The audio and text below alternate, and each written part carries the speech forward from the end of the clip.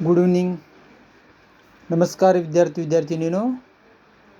आज आपण इयत्ता 7वीचा इंग्रजी विषयाचा युनिट 3 मधला 3.3 न्यूज ॲनालिसिस हा लेसन बघूया. पेज नंबर 69 69 पान नंबर न्यूज ॲनालिसिस 3.3. तर न्यूज ॲनालिसिस म्हणजे काय हे पहिल्यांदा बघूया. न्यूज म्हणजे काय तर बातमी.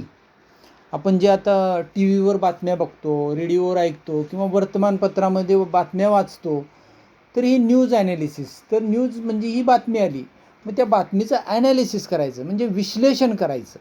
विश्लेषण म्हणजे काय तर एखादी बातमी जेवढी आपण ऐकतो तर ती बातमीचं काय सांगितले त्या बातमीमध्ये, त्या बातमीचं हेडिंग काय आहे, टायटल काय आहे, शीर्षक काय आहे, आणि त्या बातमीमध्ये कुठं घडलेली घटना आहे, किती तारखेला घटना घडल्या, त्यानंतर त्यामधले काय काय स्टेप्स आहेत, त्या बातमीमध्ये काय सांगितलं, यातनं काय त्यांना सांगायचं होतं या बातमीतनं, हे सगळं कशी बातमी तयार केली जाते आणि कशा पद्धतीने प्रेझेंट केली जाते हे आपण या धड्यातून शिकायचं आहे. वेगवेगळ्या पद्धतीच्या बातम्या आपण यातनं समजून घ्यायच्या आहेत. तर आता सुरुवात करूया आपण. इथून सुरू करा. Do you read newspapers every day? Do you read म्हणजे तुम्ही वाचता का? न्यूजपेपर्स म्हणजे वर्तमानपत्रे किंवा आपण ज्याला पेपर म्हणतो, वर्तमानपत्र. एव्हरी डे दररोज. Do you read newspaper every day म्हणजे तुम्ही दररोज वर्तमानपत्रे वाचता का? डू यू लिसन म्हणजे तुम्ही ऐकता का? टू द न्यूज म्हणजे बातम्यां. टू द न्यूज बुलेटिन म्हणजे बातमीपत्र असतं. कुठं असतं ते? ऑन रेडिओ और टी व्ही म्हणजे रेडिओवर किंवा टी व्हीवर जे बातमीपत्र असतं तर ते तुम्ही ऐकता का? You may have seen your elders. You may have म्हणजे कदाचित तुम्ही बघितलं असेल. सीन म्हणजे बघितलं असेल. युअर एल्डर्स तुमचे ज्येष्ठ म्हणजे तुमच्या घरातील तुमचे पॅरेंट्स असतील, तुमचे मोठे भाऊ बहीण असतील, यांना तुम्ही बघितलं असेल. ऑर फ्रेंड्स किंवा तुमचे मित्रमैत्रिणी असतील, यांना तुम्ही बघितलं असेल. रीडिंग न्यूज आयटम्स म्हणजे रीडिंग म्हणजे वाचणे, न्यूज म्हणजे बातमीचं घटना items. And discussing them with feeling. And discussing म्हणजे चर्चा करणे.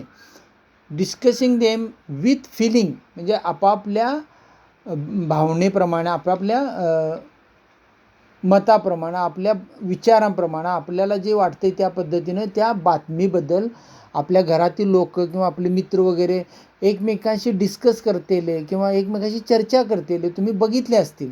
म्हणजे एखादी बातमी काहीतरी आली टी व्हीला नवीन काहीतरी किंवा वर्तमानपत्रात छापून आली तर वाचली जाते घरात. अरे आज असं घडलं आहे आणि ही बातमी अशी आलेली आहे, हे बघ हे असं आलं. मग ती बातमी सगळी वाचतात, मग एकमेकावर चर्चा करतात. असं घडलं असेल का, हे झालं असेल का, मग तिथं कसं घडलं असेल, काय घडलं असेल, मग पूर्वी असं झालं होतं, ते झालं होतं, अशी घरातली आपली मोठी माणसं चर्चा करतेला आपण बघतो. तर ते इथं सांगितलेलं आहे. आता पुढचा पॅरेग्राफ बघा. Do you think about the news that you read or hear म्हणजे do you think about the news that you read or hear म्हणजे तुम्ही असा विचार करता का की तुम्ही जी बातमी ऐकलेली आहे किंवा बघितलेली आहे. If a piece of news makes you happy. If a piece of news, piece म्हणजे काय? तुकडा. बातमीचा एखादा तुकडा किंवा एखादा मथळा मेक्स यू हॅपी तुम्हाला जर आनंदी केला, you will say it is good news. तुम्ही काय म्हणू शकताय? त्याला गुड न्यूज म्हणू शकता. बरोबर आहे. मग एखादी गोष्ट, एखादी बातमी काहीतरी आपण चांगली ऐकली, वाचली वर्तमानपत्रात, तर आपण अरे गुड न्यूज आहे, हे बघ ही छापून आली, असं काय बातमी आहे, तर असं आहे. म्हणजे उदाहरणार्थ काहीतरी एखादी मॅच जिंकली असेल आणि आपल्याला ती माहीत नसेल आणि दुसऱ्या दिवशी पेपरमध्ये आले आणि बातमी, अरे ही वाचलंच का, काल मॅच झाली होती ती जिंकलेली आहे. बेस्ट. मग आपल्याला आनंद वाटतो. अशा पद्धतीने जी काय एखादी चांगली बातमी छापून येते त्याला आपण गुड न्यूज म्हणतो. If it makes you angry or sad म्हणजे जर एखादी बातमी तुम्हाला अँग्री किंवा सॅड, अँग्री म्हणजे राग आला एखादी बातमी वाचून, किंवा सॅड झाला, तुम्ही दुःखी झाला, तर तुम्ही त्याला काय म्हणता? You will say it is a bad news म्हणजे तुम्ही तिला काय म्हणता की ही वाईट बातमी आहे, बरोबर आहे. म्हणजे बऱ्याचदा आपण काहीतरी असं ऐकतो की अमुक ठिकाणी खूप काहीतरी वादळ झालं, पाऊस पडला, खूप लोक अशी निराधार झाली, असं तसं काहीतरी बातमी आलेली असते, धक्कादायक बातमी आलेली असते. आणि मग ती बातमी वाचली की आपण अरे बॅड न्यूज आहे, इथं असं असं घडलं, तिथं असं घडलं, असं आपण त्या त्या न्यूजला काय म्हणतो, बॅड न्यूज. चांगली बातमी आली की त्याला आपण म्हणतो गुड न्यूज. वाईट किंवा राग येणारी बातमी आली तर त्याला आपण बॅड न्यूज म्हणतो. You may find some news items interesting. You may find म्हणजे तुम्ही अशा पण बघितलं असशीला काय, सम न्यूज आयटम्स, काही बातमीपत्र, बातमीचे मथळे कसे, इंटरेस्टिंग. इंटरेस्टिंग म्हणजे काय, आपल्याला आवडणारे, इंटरेस्ट वाटणारे, म्हणजे त्यात उत्साह वाटणारे किंवा आपल्याला त्यात अधिक रस असणाऱ्या बातम्या असल्या, म्हणजे आपल्या आवडीच्या बातम्या जर असल्या तर तशा काही असतात. आणि सम अदर अनइंटरेस्टिंग म्हणजे काही गोष्टी अशा बातम्या असतात की ज्या आपल्याला आवडत नाहीत अजिबात. नाही या विषयात मला काही रुची नाही आहे, त्यामुळे ती बातमीत काय आपल्याला इंटरेस्ट नाही. Or even boring. Or even boring. Boring म्हणजे काय, कंटाळवाण्या किंवा काही कंटाळवाणे विषय असतात आणि ती बातमी बघितली की आपल्याला वाटतं ही काय वाचायची, आपला काय प्रांत नवं, हे काय वाचत बसायचं नाही, आपण पुढचं बघूया. म्हणजे आपण कशा कशा पद्धतीच्या बातम्या बघतो, काही इंटरेस्टिंग बघतात. म्हणजे आपल्याला समजा एखाद्या सिनेमाविषयी इंटरेस्ट असला तर आपण सिनेमाचं पेज काढतो, त्यात आज कुठल्या टॉकीला कुठला पिक्चर लागला हे आपण बघत असतो, मग इंटरेस्ट वाटतो, हां ही बातमी मला बघायची, इथं कुठला नवीन सिनेमा काढला, म्हणजे जी इंटरेस्ट असतो आपल्याला ते बघत असतो. काही अनइंटरेस्टिंग असतात, ज्या गोष्टी आपल्या डोक्याच्या बाहेर असतात किंवा आपल्याला आवडत नसतात, त्यात काही इंटरेस्ट नसतो. आता एखादे खेळ किंवा एखादा खेळ सोडा, एखादा काहीतरी पॉलिटिक्सचा वगैरे राजकारणाचा भाग असतो, तो आपल्याला समजत नसतो, मुलांना त्यातलं विशेष काय समजत नसते, मग त्यांना वाटतं हे काय आपण बघायचं, ह्यात काय आपल्याला कळत नाही फारसं, काय कशाला आपण ते वाचायचं, म्हणून ते त्यात त्यांना इंटरेस्ट नसतो. मोठ्यांना त्यात इंटरेस्ट असतो, मग ते अनइंटरेस्टिंग म्हणायचे. किंवा बोरिंग असतात, काही बातम्या अशा असतात की खूप मोठ्या आहेत, नाही कधी वाचायच्या, म्हणून आपण त्याला पुढं करतो, फॉरवर्ड करतो आणि त्या बातम्यांना बोरिंग बातम्या असं म्हणतो. तर अशा वेगवेगळ्या पद्धतीच्या बातम्या असतात, काही हॅप्पी गुड न्यूज असतात, काही सॅड न्यूज असतात, काही इंटरेस्टिंग असतात, काही अनइंटरेस्टिंग असतात, तर काही बोरिंग असतात. You also have to consider whether a piece of news is reliable. You also have to consider whether a piece of news is reliable or unreliable. म्हणजे काय, तुम्ही कन्सिडर केलं पाहिजे वेदर पीस ऑफ न्यूज म्हणजे हा जो बातमीचा तुकडा आहे, पीस म्हणजे तुकडा, तो रिलायबल आहे म्हणजे विश्वासार्ह आहे, म्हणजे विश्वास ठेवण्यासारखा आहे, और अनरिलायबल की विश्वास ठेवण्यासारखा नाही आहे. हां, हे तुम्हाला कळलं पाहिजे. Many news items have phrases like.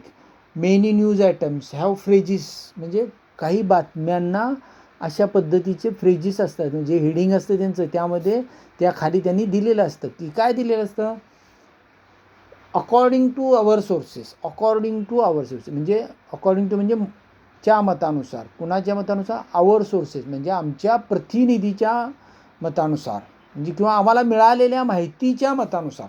आम्हाला ही माहिती मिळाली, ती का कुठून जास्त तिची चर्चा नाही, फक्त आम्हाला मिळालेल्या माहितीनुसार असं असं अमुक ठिकाणी घडलेलं आहे अशी बातमी येते. तिथे ते काय वापरतात पत्रकार, अकॉर्डिंग टू आवर सोर्सेस असा सुरुवातीला उल्लेख करतात, म्हणजे आम्हाला मिळालेल्या माहितीनुसार, असं मराठी पेपरमध्ये असतं. त्यानंतर ऑथॉरिटीज से दॅट म्हणजे ऑथॉरिटी म्हणजे कोण, एखाद्याला जे अधिकार असतात, जे दिलेले असतात, त्यांच्या थ्रू आम्हाला ही माहिती मिळालेली आहे. An eye witness account. An eye witness account. Eye witness म्हणजे काय, आय विटनेस म्हणजे प्रत्यक्ष बघणारा. आय म्हणजे बघणारा, डोळ्यानं जो प्रत्यक्षदर्शी असतो, प्रत्यक्ष डोळ्यानं बघणारा व्यक्ती, त्याच्या तोंडून ऐकलेली अशी बातमी आहे. म्हणजे एखाद्या ठिकाणी काहीतरी घटना घडली आणि त्यावेळी तिथं जी लोक असतात जमा झालेले, तर पत्रकार तिथे जातात आणि त्यांना विचारतात, तुम्ही ही घटना घडली त्यावेळी इथे होता का, तर ते म्हणतात हो होतो. मग तुम्ही बघितलं का हे घडलेलं, तर हो बघितलेलं आहे. मग कसं घडलं सांगा, असं ते पत्रकार त्या बघणाऱ्या व्यक्तीला विचारतात. तर ती बातमी ज्यावेळी दिली जाते पेपरमध्ये, त्यावेळी सांगतात की जे प्रत्यक्ष बघणारा व्यक्ती आहे त्यानं आम्हाला असं असं सांगितलं की तिथं असं अशा पद्धतीने ही घटना घडली. त्याला काय म्हणायचं, आय विटनेस अकाउंट. त्याच्या प्रत्यक्ष बघणाऱ्या व्यक्तीनं दिलेल्या माहितीनुसार ही बातमी अशी अशी आहे, अशी पेपरला येते. इत्यादी etc to convince the readers or viewers that the news is reliable. मग अशा पद्धतीने काय करतात ते कन्व्हिन्स करतात, म्हणजे पटवून देतात कुणाला, द रीडर्स वाचक किंवा व्ह्युअर्स किंवा त्यांचे जे व्ह्युअर्स आहेत त्यांना, that the news is reliable, की ही बातमी आमची खरी आहे. ती अशा पद्धतीनं पटवून देतात आम्हाला मिळालेल्या माहितीनुसार किंवा प्रत्यक्षदर्शींच्या मतानुसार किंवा आणखीन काय अथॉरिटीच्या म्हणण्यानुसार. अशा पद्धतीनं तिने शब्द वापरतात आणि त्या पद्धतीनं मग ते वाचलं की लोकांना मग जास्त पडतं. अरे प्रत्यक्षदर्शीनं सांगितले म्हटल्यावर ते खरं असणार, हे अधिक त्यांचा विश्वास त्यावर बसतो बातमीवर. त्यानंतर पुढं काय, or the reporter may simply say it is learn that it has come to light that इत्यादी. म्हणजे किंवा पत्रकार असे म्हणू शकते इट इज लर्न दॅट किंवा it has come to light that, म्हणजे ते आमच्या ह्याच्यानुसार काही गोष्टी समजलेल्या आहेत त्याप्रमाणे अशी ही आम्हाला बातमी दिलेली आहे, अशा पद्धतीनं पण ते बातमी देऊ शकतात. तर अशी वेगवेगळ्या पद्धतीनं बातम्या दिल्या जातात की ज्यामुळं लोकांचा त्यावर विश्वास बसावा आणि लोकांनी त्या पद्धतीनं त्या बातमीकडे बघावं. असे डिफरंट टाईप्स असतात ते त्यामध्ये ते दिलेले असतात त्यांनी. आता पुढं बघा, read the news items given in ABCD. Read the news items म्हणजे वाचा न्यूज आयटम्स कुठले, given in ABCD.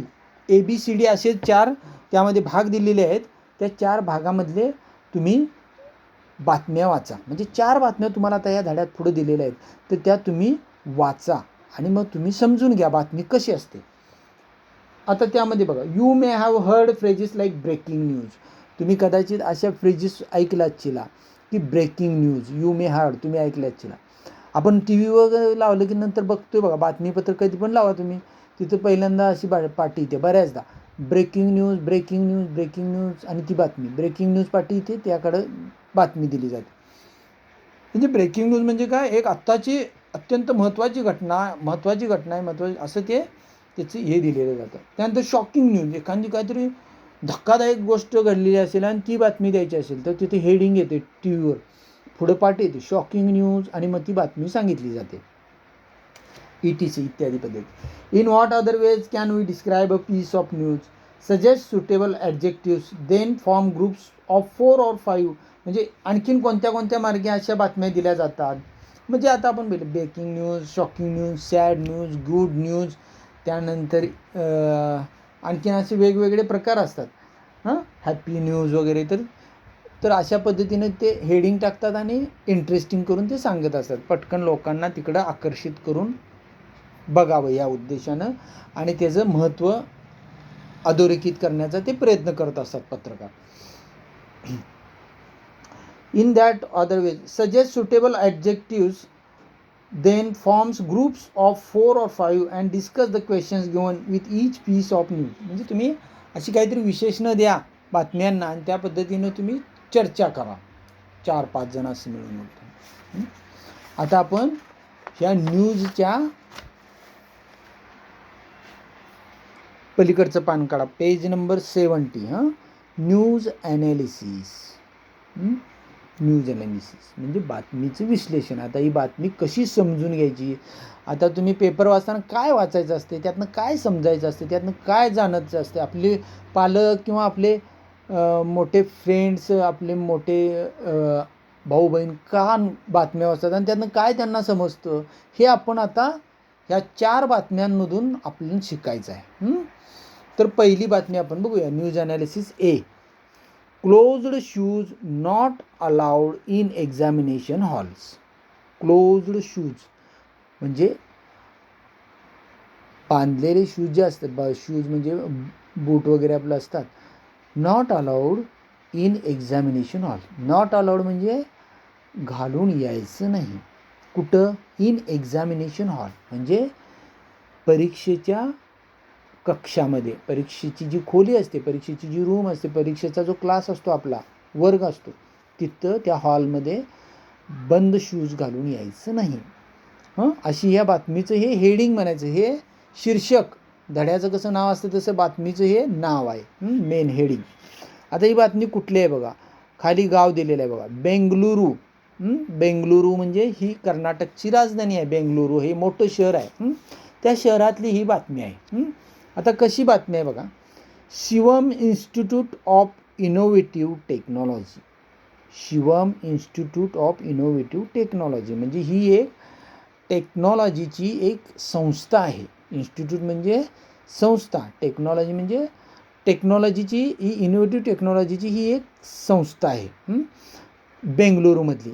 Has recently issued a list म्हणजे हॅज रिसेंटली म्हणजे नुकतीच त्यांनी इश्यूड केलेली आहे म्हणजे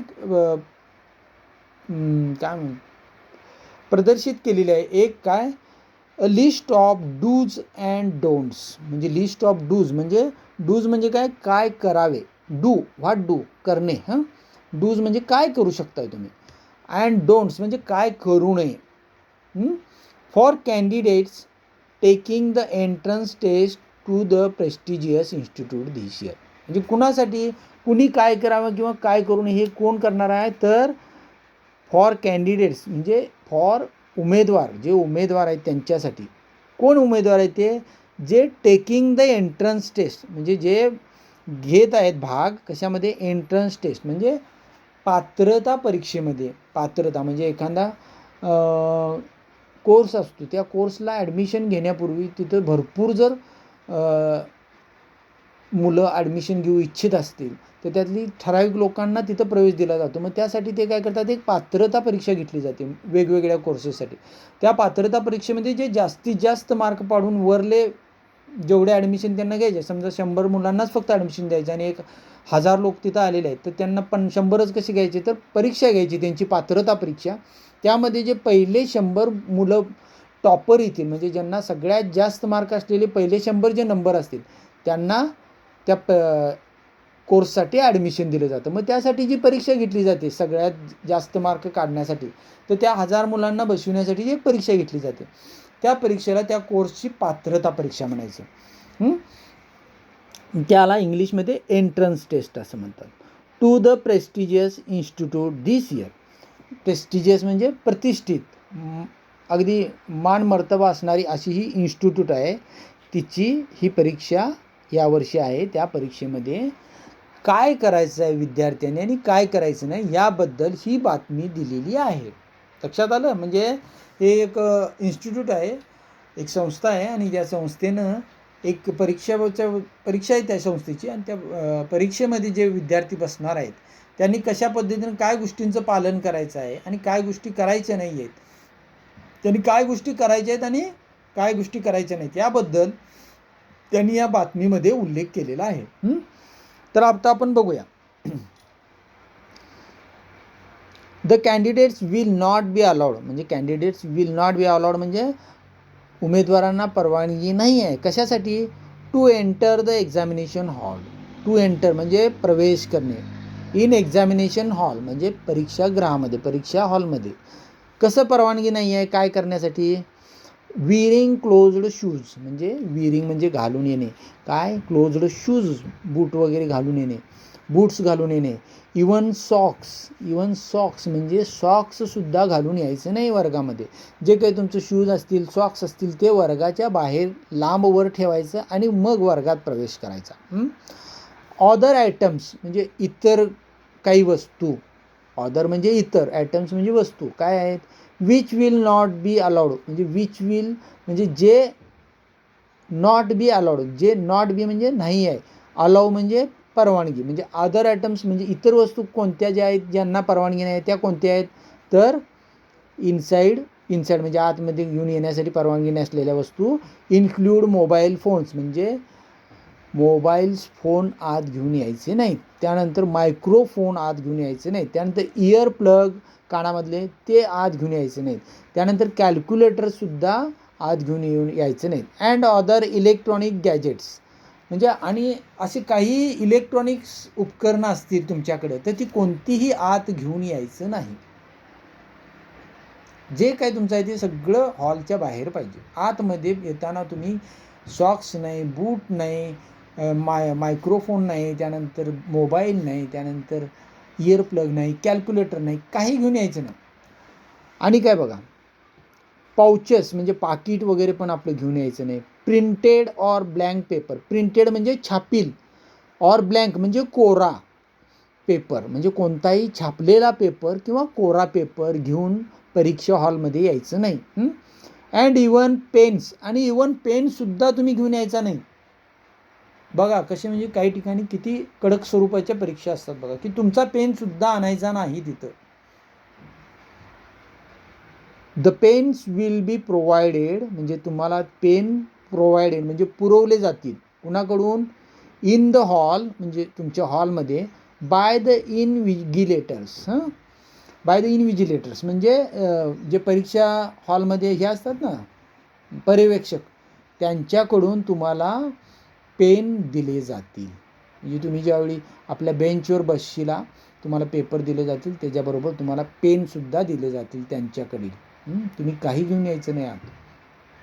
अशा पद्धतीची ही टोटल बातमी आहे. आता तुमच्या लक्षात आलं असेल की ही एक संस्था आहे, त्या संस्थेनं एक परीक्षा आयोजित केलेली आहे पात्रता परीक्षेसाठी, आणि त्या परीक्षेसाठी मुलामुलींना जी काही स्टुडंट आहेत ते बसणारे परीक्षेला कॅन्डिडेट उमेदवार आहेत, त्यांनी काय काय गोष्टींचं पालन करायचं आहे या संदर्भात त्यांनी ह्या बातमीमधून जाहीररित्या प्रगट केलेलं आहे, जेणेकरून ही बातमी वाचून त्या लोकांना ते कळावं की संस्थेची परीक्षा कशी होणार आहे ती. ह्यासाठी हे पेपरमध्ये त्यांनी छापून दिलेलं आहे. आता यावरले प्रश्न उत्तर आपण बघूया, म्हणजे आपल्याला त्याचं डिटेल्स समजत जाईल. तर पहिला प्रश्न बघा, what is the meaning of issued. Issued म्हणजे आता इथं आला आहे बघा शब्द, Bengaluru has recently issued a list of म्हणजे इश्यूड म्हणजे सादर करणे, देणे. कॅन्डिडेट्स म्हणजे उमेदवार किंवा जे परीक्षार्थी आहेत ते परीक्षेला बसणारे विद्यार्थिनी. अँड इनव्हिजिलेटर्स म्हणजे पर्यवेक्षक, परीक्षक जे असतात ना, जे आपल्याला पेपर देत असतात, त्यानंतर फिरत असतात, कोण काय करतंय, काय हालचाल करते, काय आपल्यावर नजर ठेवत असतात, ते म्हणायचे इनव्हिजिलेटर्स. सेकंड क्वेश्चन, दुसरा प्रश्न, who is conducting the test. म्हणजे काय, हू इज कंडक्टिंग म्हणजे घेत आहे, कोण ही भरवलेली आहे टेस्ट, ही जी परीक्षा आहे ही कोण भरवलेली आहे, तर आपण वाचलेलं आहे, the Shivam Institute of Innovative Technology Bengaluru has conducting this taste.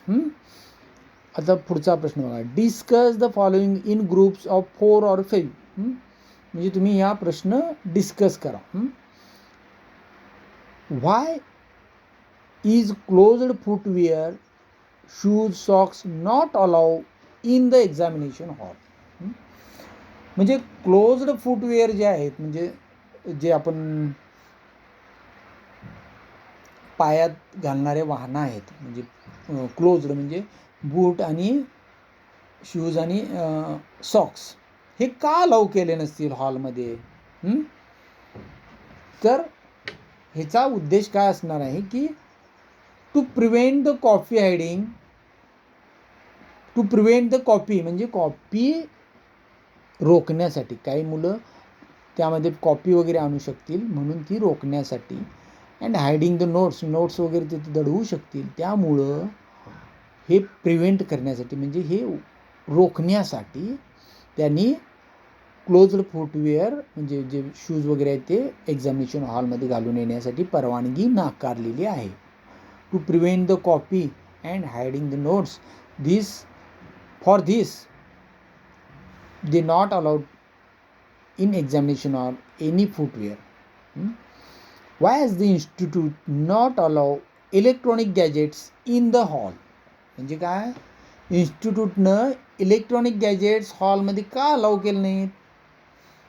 म्हणजे जे काय आता मोबाईल फोन, मायक्रोफोन किंवा जे काय इयरप्लग वगैरे हे ज्या गोष्टी आहेत, ह्या परीक्षा हॉलमध्ये का अलाउ केले नाहीत, फोन वगैरे का अलाउ केले नाही, तर कशासाठी केला नाही तुम्हाला पण समजलंच असेल की through this electronic gadgets they can communicate outsiders and feed answers in gadget.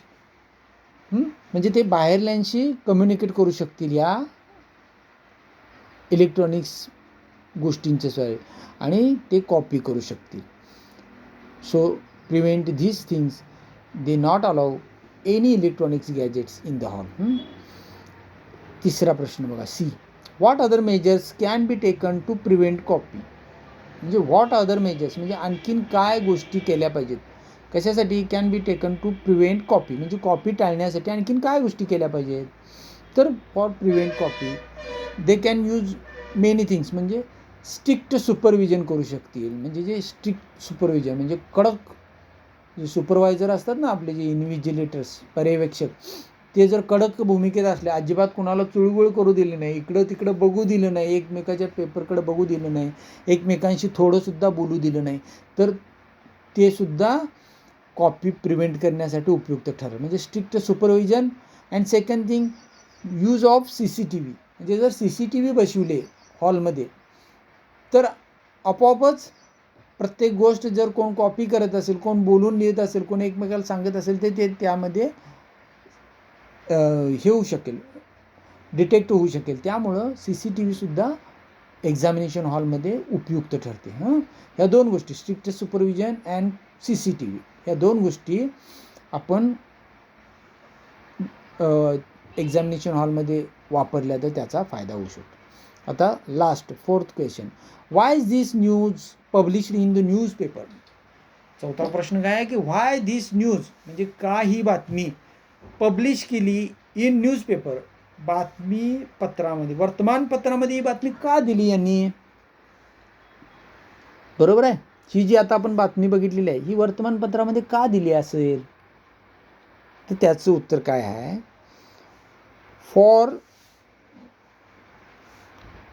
Warning to all म्हणजे जे आता या परीक्षेला बसणार आहेत म्हणजे सगळे तुमचे स्टुडंट्स कॅन्डिडेट असोत त्यांचे पॅरेंट्स असोत किंवा हा ज्या इन्स्टिट्यूटचा जो स्टाफ आहे जे एक्झामिनर आहेत जे इन्व्हिजिलेटर्स आहेत या सगळ्यांना समजावं की कशा पद्धतीनं परीक्षा येणार आहे आणि किती कडक पद्धतीनं घेण्यात येणार आहे त्यामुळं कॉपी रोखण्यासाठी ह्या गोष्टीचा उपयोग व्हावा आणि सगळ्यांच्यापर्यंत ही बातमी पोचावी म्हणून त्यांनी वर्तमानपत्रातनं डिटेलमध्ये दिलेलं आहे की हे वाचल्यानंतर त्यांना फारसं काही सांगायची गरज लागणार नाही परीक्षेच्या हॉलमध्ये गेल्यानंतर कारण ऑलरेडी सगळ्यांना ही गोष्ट कळाली की ही खूप कडक पद्धतीची परीक्षा आहे त्यामुळं आपण व्यवस्थित अभ्यास करून तिथं काहीही न हालचाल करता अगदी व्यवस्थित तिथं पोचायचं आहे परीक्षा देऊन यायचं म्हणजे टू वॉर्न टू ऑल म्हणजे सगळ्यांना वॉर्निंग मिळण्यासाठी सगळ्यांना ही एक सूचना मिळण्यासाठी की एक अशा पद्धतीनं परीक्षा